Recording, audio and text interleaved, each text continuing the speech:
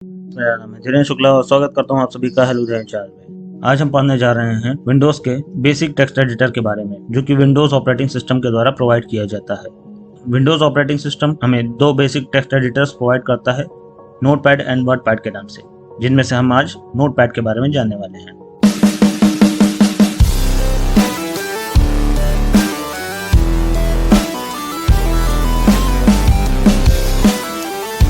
Notepad को open करने के लिए हम अपनी टास्क बार में जाएंगे और सर्च बॉक्स के अंदर नोटपैड लिखेंगे।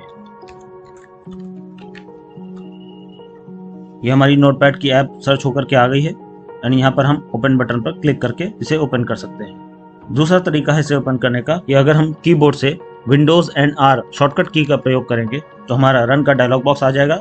यहाँ पर हम नोटपैड लिख सकते हैं और ओके बटन पर करेंगे क्लिक तो हमारा नोटपैड ओपन हो जाएगा। एंड तीसरा तरीका ये है कि आप स्टार्ट बटन पर क्लिक करिए एंड यहाँ पर विंडोज एक्सेसरीज के अंदर जाना है। विंडोज एक्सेसरीज का ऑप्शन हमें ढूंढना होगा। ये हमारा विंडोज एक्सेसरीज है, इस पर करेंगे क्लिक तो इसके अंदर बहुत सारी ऐप्स दिख रही हैं, जिसमें से हमारा ये रहा नोटपैड। इस पर करेंगे क्लिक एंड हमारा नोटपैड ओपन हो जाएगा। तो हमारे नोटपैड को ओपन करने के हमने 3 तरीके बताए। पहला तरीका, टास्क बार में जाना है आपको, यहाँ पर नोटपैड लिखना है और हमारा नोटपैड सर्च होकर आ जाएगा, हम उसे ओपन कर सकते हैं। दूसरा तरीका, विंडोज आर शॉर्टकट की कॉम्बिनेशन को प्रेस करेंगे जिससे हमारा रन का डायलॉग बॉक्स ओपन होगा, वहां पर नोटपैड लिख करके ओके करेंगे एंड हमारा नोटपैड ओपन हो जाएगा। और तीसरा तरीका, स्टार्ट बटन पे जा करके हम अपने विंडोज एक्सेसरीज ऑप्शन को ढूंढेंगे और विंडोज एक्सेसरीज ऑप्शन के अंदर हमें नोटपैड का ऑप्शन मिल जाता है कुछ इस तरीके से। ध्यान रखिएगा कि ये मेरा विंडोज 10 पड़ा हुआ है तो यहाँ पर ऑल प्रोग्राम्स का ऑप्शन नहीं आ रहा है। अगर आप लोगों का विंडोज 8 या 8.1 या 7 है तो उसमें ऑल प्रोग्राम्स का ऑप्शन आ रहा होगा या प्रोग्राम्स का नाम से ऑप्शन आ रहा होगा। आप उसमें जा करके विंडोज एक्सेसरीज या फिर हो सकता है विंडोज 7 हो तो उसमें केवल एक्सेसरीज के नाम से आता है, उसके अंदर हमें नोटपैड को सर्च करना होगा। तो चलिए हम नोटपैड को ओपन कर लेते हैं एंड पढ़ते हैं नोटपैड के बारे में। ये रही हमारी नोटपैड की विंडो, जिसमें हमारे पास सबसे पहली जो टॉप बार होती है, पहली पट्टी हमारी कहलाती है टाइटल बार। टाइटल बार के बाद हमारी जो दूसरी पट्टी होती है, file, edit, format, view and help, ये ऑप्शंस जिसमें दिख रहे हैं, ये वाली बार यानी कि पट्टी कहलाती है मेन्यू बार। पहली वाली जो टॉप वाली पट्टी होती है इसे कहते हैं टाइटल बार एंड सेकंड वाली जो पट्टी होती है यानी कि बार होती है इसे कहते हैं मेन्यू बार। टाइटल बार में हमारे पास नोटपैड का आइकन आ रहा है एंड बाय डिफॉल्ट इस फाइल का नाम अनटाइटल्ड आ रहा है। जब तक हम अपनी नोटपैड की फाइल को सेव नहीं करते तो यहाँ पर देखिए अनटाइटल्ड लिख करके आ रहा है। जब हम अपनी फाइल को सेव कर देंगे तो हमारी फाइल का नाम यहाँ पर शो होगा। उसके बाद डैश करके लिखा हुआ है नोटपैड यानी हमारे सॉफ्टवेयर का नाम। राइट हैंड साइड अगर हम देखते हैं तो यहाँ पर हमें मिल जाता है मिनिमाइज का बटन। मिनिमाइज करके हम अगर क्लिक करते हैं तो हमारी नोटपैड की विंडो टास्क बार में चली जाती है। टास्क बार में एक बटन के रूप में नीचे दिखती रहती है। दोबारा हम इसके ऊपर क्लिक करते हैं तो हमारी वापस ये विंडो ओपन हो जाती है। सेकंड बटन है हमारा मैक्सिमाइज का बटन। मैक्सिमाइज का मतलब होता है फुल स्क्रीन पे करना। ये देखिए हमने मैक्सिमाइज कर दिया और जब नोटपैड की विंडो फुल स्क्रीन पे होगी तो ये मैक्सिमाइज की जगह पर यहाँ पर रीस्टोर डाउन लिख करके आ रहा होगा। रीस्टोर डाउन का मतलब क्या होता है, वापस उसी साइज की कर दे जिस साइज में पहले से थी। ये देखिए अब इसका साइज हम यहाँ से घटा बढ़ा भी सकते हैं। हम इसकी साइड में लेकर के जाएंगे अपने पॉइंटर को और देखिए राइट एंड लेफ्ट दोनों तरफ के एरो का सिंबल आ रहा बन करके। इस पे करेंगे लेफ्ट क्लिक और की को प्रेस करे रखेंगे और प्रेस करके ड्रैग एंड ड्रॉप करके इस तरह से छोटा बड़ा भी कर सकते हैं साइज को। इसी तरह से ऊपर से भी कर सकते हैं छोटा बड़ा, जो भी साइज हम सेट करेंगे उसी पर ये फिक्स हो जाता है। और जब हम इसे मैक्सिमाइज करने के बाद वापस हम रिस्टोर डाउन करेंगे तो उतने ही साइज पे वापस हो जाता है। कट का बटन होता है इसे क्लोज करने के लिए। तो आते हैं मेन्यू में। सबसे पहले देखते हैं फाइल मेन्यू के अंदर। फाइल मेन्यू पर क्लिक करते हैं तो इसके अंदर हमारे पास ऑप्शंस मिलते हैं। न्यू ऑप्शन होता है न्यू फाइल को ओपन करने के लिए। इसी तरह से न्यू विंडो ऑप्शन मिलता है। न्यू विंडो से इसकी एक नई विंडो ओपन होकर के आ जाती है। ये देखिए हमारे पास सेकंड एक और विंडो आ गई है। नई वाली विंडो को मैं कर देता हूँ क्लोज। वापस हम अपने नोटपैड पे आते हैं। थर्ड ऑप्शन मिल रहा है हमारे पास ओपन का ऑप्शन। अगर पुराना कोई डॉक्यूमेंट हमने बना रखा है और उसे हम वापस खोलना चाहते हैं तो उसे ओपन करने के लिए हमें ओपन ऑप्शन का प्रयोग करना होगा। ओपन पे करेंगे क्लिक एंड ये हमारा ओपन का डायलॉग बॉक्स ओपन हो गया है। यहाँ पर हम अपनी सभी फाइलों को देख सकते हैं कौन कौन सी फाइलें सेव हुई हैं। जिस भी फाइल को हम ओपन करना चाहते हैं उस फाइल को सेलेक्ट करेंगे और ओपन बटन पर क्लिक कर देंगे। अगला ऑप्शन है सेव का। जब भी हम कोई डेटा लिखते हैं तो उसे हमें सेव करना पड़ता है, तो अपनी फाइल को सेव करने के लिए हम सेव बटन का प्रयोग करते हैं। लेट्स सपोज मैं कुछ यहाँ पर लिखता हूँ, a computer is a digital device which works on the input given by the user full stop. इतना लिख करने के बाद मैं अपनी फाइल को सेव करता हूँ। फाइल में जाएंगे, सेव बटन पर करेंगे क्लिक।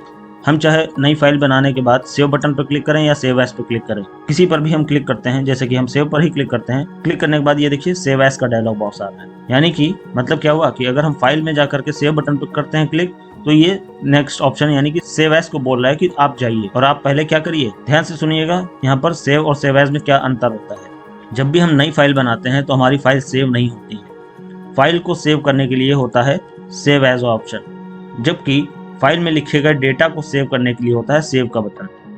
सेव ऑप्शन हमारी फाइल को सेव नहीं करता है, फाइल में लिखे गए डेटा को या टेक्स्ट को सेव करता है। फर्स्ट टाइम जब हम सेव पर क्लिक करते हैं, यानी कि हम इनडायरेक्टली अपनी फाइल से कह रहे हैं कि हमने जो डेटा या फिर हमने जो टेक्स्ट अपनी फाइल में लिखा है आप उससे सेव कर दीजिए।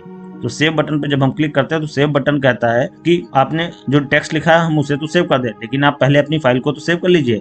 इसलिए वो फाइल को सेव करने के लिए सेव एज को बोल देता है और सेव एज आता है ओपन होकर के, जो कि हमारा फाइल का नेम मांगता है। नीचे हम अपनी फाइल का नाम डालेंगे। तो फर्स्ट टाइम हमें अपनी फाइल को सेव करने के लिए सेव एज के अंदर फाइल का नेम देना होगा। लेट्स सपोज कि मैं यहाँ पर अपनी फाइल का नाम डेमो देता हूँ। यहाँ पर फाइल का नाम डेमो देने के बाद नीचे देख लीजिए सेव एज टाइप के अंदर टेक्स्ट डॉक्यूमेंट आ रहा है।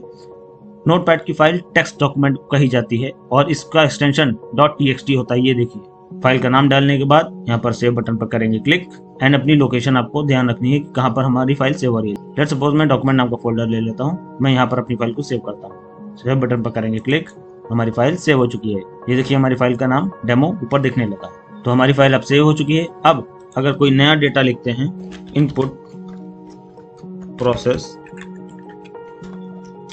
आउटपुट, अब ये जो नया डेटा हमने लिखा हुआ है ये सेव नहीं है। अब अगर हम सेव बटन पर करेंगे क्लिक तो सेव एज का डायलॉग बॉक्स नहीं आएगा, क्योंकि अब सेव बटन लिखे गए टेक्स्ट को सेव कर लेगा। अब उसे पता है कि हमारी फाइल ऑलरेडी सेव हो चुकी है, तो वो सेव एज को नहीं बुलाएगा, खुद ही डेटा चुपचाप सेव कर लेगा और कुछ भी एक्टिविटी नहीं होगी। हमारा टेक्स्ट सेव हो चुका है। ध्यान दीजिएगा कि जब मेन्यू आते हैं तो यहाँ पर देखिए हर एक ऑप्शन के आगे उसका शॉर्टकट की भी असाइन किया गया है और आप लोगों को इन्हें याद भी रखना होगा। आगे चलकर जितने भी सॉफ्टवेयर आ रहे हैं उन सब में ये शॉर्टकट कीज कॉमन होते हैं और सब में ये यूज किए जाते हैं। इसलिए जैसे न्यू ऑप्शन के लिए Ctrl+N होता है, नई विंडो ओपन करनी है तो उसके लिए Ctrl+Shift+N होता है। ये नई विंडो का ऑप्शन पहले नहीं आता था पुराने वर्जन में, अब आने लगा है। ओपन ऑप्शन का शॉर्टकट होता है Ctrl+O, इसी तरह से सेव का होता है Ctrl+S और सेव एज का होता है Ctrl+Shift+S। सेव एज का ऑप्शन का जो शॉर्टकट है Ctrl+Shift+S, ये भी पहले नहीं होता था, अब लेटेस्ट वर्जन में ये आने लगा है। तो चलिए आगे हम बढ़ते हैं। सेव ऑप्शन हमारा हो गया है, अब सेव एज पे आते हैं। सेव एज ऑप्शन का प्रयोग दो कामों के लिए होता है। पहला, जैसा कि अभी मैंने बताया कि एक नई फाइल अगर है हमारे पास तो उसका नाम दे करके उस फाइल को सेव करने के लिए। दूसरा, कि अगर हमारे पास पहले से कोई फाइल सेव है, इसकी एक कॉपी बनानी है, तो हम क्या करेंगे, वापस जाएंगे, सेव एज के ऊपर क्लिक करेंगे। जब सेव एज के ऊपर क्लिक करेंगे तो यहाँ पर हम अपने फाइल का कोई दूसरा नाम दे सकते हैं। जैसे हमने यहाँ पर डेमो2 दे दिया और सेव बटन पर कर देते हैं क्लिक। इससे क्या होगा, हमारी एक और फाइल की कॉपी जनरेट हो गई है। इसी तरीके से हम सेव एज पर क्लिक करके चाहे जितनी कॉपीज अपनी डॉक्यूमेंट की चाहें उतनी ही जनरेट कर सकते हैं। बढ़ते हैं नेक्स्ट ऑप्शन की तरफ। नेक्स्ट है हमारा पेज सेटअप का ऑप्शन। पेज सेटअप के अंदर हमारे पास पेज के रिगार्डिंग जितनी भी सेटिंग्स होती हैं वो दिखा रहा है कि हमारे पेपर का साइज क्या होगा, A4 शीट होगी या फिर कोई और साइज होगा। जैसे कि यहाँ पर A5, A3 बहुत सारे ऑप्शन हमें दिख रहे हैं। नॉर्मली हम A4 का प्रयोग करते हैं। पोर्ट्रेट होगा या लैंडस्केप होगा। पोर्ट्रेट का मतलब होता है सीधा सीधा पेज, जैसा कि आपको यहाँ पर प्रीव्यू के अंदर दिख रहा है, ये देखिए। एंड लैंडस्केप का मतलब होता है हॉरिजॉन्टली पेज पर कुछ प्रिंट करना।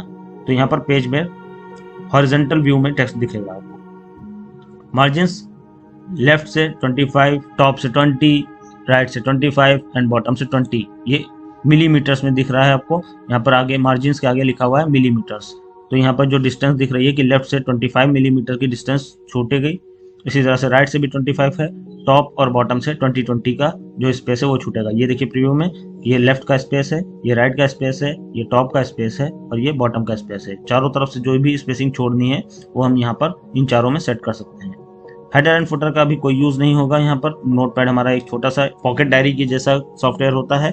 जैसे पहले फोन नंबर्स को लिखने के लिए हम पॉकेट डायरी का प्रयोग करते थे, उसी तरीके से हमें यहाँ पर नोटपैड में नॉर्मल छोटा मोटा टेक्स्ट लिखने के लिए इसका प्रयोग किया जाता है। इसी तरीके से आज की डेट में जो प्रोग्रामिंग लैंग्वेजेस आती हैं उनमें कोडिंग करने के लिए भी हम नोटपैड का प्रयोग कर सकते हैं। तो हेडर एंड फुटर के बारे में जब हम लिब्रे ऑफिस राइटर या MS वर्ड जैसे सॉफ्टवेयर पढ़ेंगे तो उनमें जानेंगे। यहाँ पर फिलहाल मैं कैंसिल कर देता हूँ। नेक्स्ट ऑप्शन पे चलते हैं फाइल मेन्यू के अंदर। अगला है हमारा प्रिंट ऑप्शन। जब प्रिंट ऑप्शन पर क्लिक करते हैं तो यहाँ पर हमारे पास प्रिंट का डायलॉग बॉक्स आता है। यहाँ पर हमारे पास अगर हमारे कंप्यूटर में कोई प्रिंटर कनेक्टेड है तो यहाँ पर प्रिंटर ऑप्शन शो हो रहा होगा। जो भी हमारा प्रिंटर होगा यहाँ पर शो होने पर हम अपने प्रिंटर को सेलेक्ट करेंगे। यहाँ पर अपनी नंबर ऑफ कॉपीज देंगे कि कितनी कॉपीज हमें प्रिंट आउट के रूप में निकालनी है। जो भी डॉक्यूमेंट खुला हुआ है उसके सारे पन्ने निकालने हैं या फिर कुछ सेलेक्टेड पेजेस निकालने हैं, वो यहाँ सेट कर सकते हैं और प्रिंट पर करेंगे क्लिक। फिलहाल मैं इसको भी क्लोज कर देता हूँ। नेक्स्ट ऑप्शन पे चलते हैं। नेक्स्ट है हमारा एग्जिट ऑप्शन। एग्जिट ऑप्शन पर क्लिक करते ही हमारा नोटपैड क्लोज हो जाएगा। तो आज के वीडियो में हमने देखा कि फाइल मेन्यू के अंदर उसके अंदर कौन कौन से ऑप्शंस अवेलेबल होते हैं। नेक्स्ट वीडियो के अंदर हम ये देखेंगे कि नोटपैड के एडिट मेन्यू के अंदर कौन कौन से ऑप्शंस अवेलेबल होते हैं और ये किस प्रकार से वर्क करते हैं। मैं सारे ऑप्शंस को एक ही वीडियो के अंदर नहीं बना रहा हूँ, वरना वीडियो काफ़ी ज़्यादा लंबी हो जाएगी और आप लोग लंबी वीडियो देखना पसंद भी नहीं करेंगे।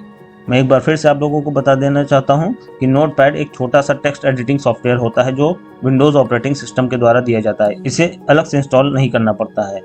ये एक पॉकेट डायरी के जैसे सॉफ्टवेयर होता है। जैसे पहले के समय में हम छोटे मोटे कामों को या ज़रूरी जो काम होते थे उन्हें एक छोटी सी पॉकेट डायरी के अंदर लिख करके रख सकते थे, उसी प्रकार से यहाँ पर हम नॉर्मल टेक्स्ट एडिटिंग के लिए या टेक्स्ट की टाइपिंग करके छोटा मोटा डॉक्यूमेंट अगर हम बनाना चाहते हैं तो यहाँ पर हम उसे आराम से लिख सकते हैं। नोटपैड हमें टेक्स्ट की फॉर्मेटिंग के लिए यानी टेक्स्ट को सजाने के लिए, जैसे कि हेडिंग्स बनाना है, पॉइंट वाइज लिखना है, किसी टेक्स्ट को छोटा लिखना है, किसी टेक्स्ट को बड़ा लिखना है, डार्क, इटैलिक, अंडरलाइन, जितने भी फॉर्मेटिंग के ऑप्शंस होते हैं वो फॉर्मेटिंग के ऑप्शंस ज़्यादा अवेलेबल नहीं कराता है। यहाँ पर फॉर्मेटिंग के नाम पर कुछ चुनिंदा ऑप्शंस ही अवेलेबल होते हैं। आने वाले वीडियो में हम पढ़ेंगे कि कौन कौन से ऑप्शंस इसमें अवेलेबल होते हैं। तो आज के वीडियो में इतना ही रखते हैं। अगर आप लोगों को कुछ भी समझ में नहीं आया है या किसी भी प्रकार का कोई क्वेश्चन है तो आप कमेंट सेक्शन में कमेंट करके ज़रूर बताएं। मैं पूरी कोशिश करूंगा आप लोगों के सभी सवालों का जवाब देने की। वीडियो अगर पसंद आई हो तो लाइक एंड शेयर करना ना भूलें एंड चैनल पर नए हो तो चैनल को ज़रूर सब्सक्राइब करें। अपना ढेर सारा ख्याल रखिए। जल्दी मिलते हैं नेक्स्ट वीडियो में। तब तक के लिए थैंक यू।